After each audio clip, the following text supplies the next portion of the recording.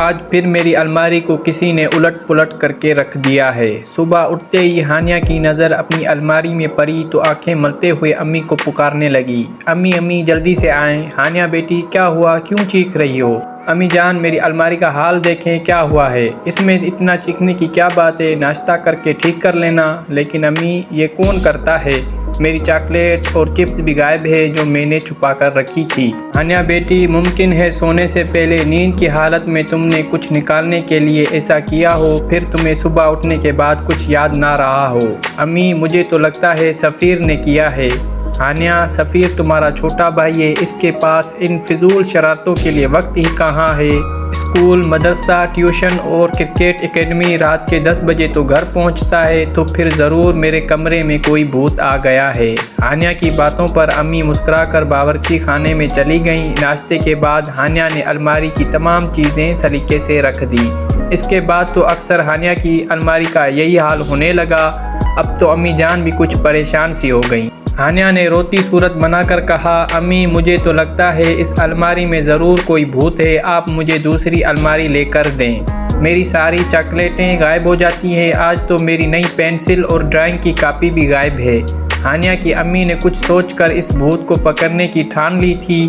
سفیر 10 بجے گھر میں داخل ہوا تو امی نے کہا، سفیر بیٹے کھانا گرم کر رہی ہوں، جلدی سے منہ دھو کر آ جاؤ۔ ہانیہ آپی نے آج کھانا جلدی کھا لیا ہے اور وہ بے خبر سو رہی ہے۔ سفیر اچھا کہتے ہوئے اپنے کمرے میں گیا۔ کھانے کے تھوڑی دیر بعد وہ چپکے سے ہانیہ کے کمرے میں داخل ہوا۔ ہانیہ گہری نیند سو رہی تھی۔ سفیر مسکراتے ہوئے سوتی ہوئی ہانیہ کو دیکھ کر الماری کی طرف بڑھا اور آہستہ سے الماری کھولی، کپڑوں کو الٹ پلٹ کر کے کچھ تلاش کرنے لگا۔ ساتھ ہی زیر لب کہتا جا رہا تھا، آپی کی بچی ساری چیزیں کھا لی، کچھ بھی نہیں رکھا۔ پھر مسکرایا، ہاں مل گیا، واہ مزیدار نمکو۔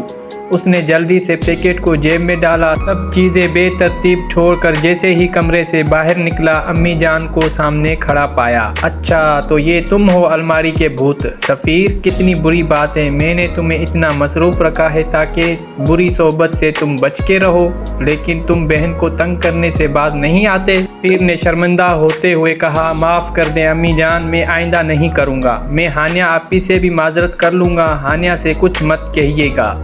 ہانیہ نے صبح اٹھ کر اپنی الماری کی یہ حالت دیکھی تو پھر چیخنے لگی۔ امی آئے اور ہانیہ کو اس حالت میں دیکھ کر مسکرا دیا۔ ہانیہ بیٹی آج کے بعد ایسا کبھی نہیں ہوگا۔ ہانیہ بولی، سچ امی جان، آپ نے بھوت کو پکڑ لیا کیا؟ ہاں کل میں نے اور تمہارے بہادر بھائی نے مل کر بھوت کو پکڑ لیا۔ بھوت بڑا شرمندہ تھا اور اس نے کہا ہے کہ آئندہ ہانیہ کی الماری کی طرف نظر اٹھا کر نہیں دیکھوں گا، اور دونوں کان پکڑ کر توبہ بھی کر لی ہے۔ ہانیہ نے سفیر کو گھورا تو امی نے سفیر سے کہا، سفیر رات کو بھوت نے کیا کہا؟ سفیر نے اپنے دونوں کان پکڑتے ہوئے کہا، بھوت نے کہا تھا کہ آئندہ کبھی ہانیہ آپی کو تنگ نہیں کروں گا، اور ہاں بھوت نے یہ بھی واپس کر دیا ہے۔ یہ کہتے ہوئے اس نے جیب سے نمکو کا پیکٹ نکال کر ہانیہ کی طرف بڑھا دیا۔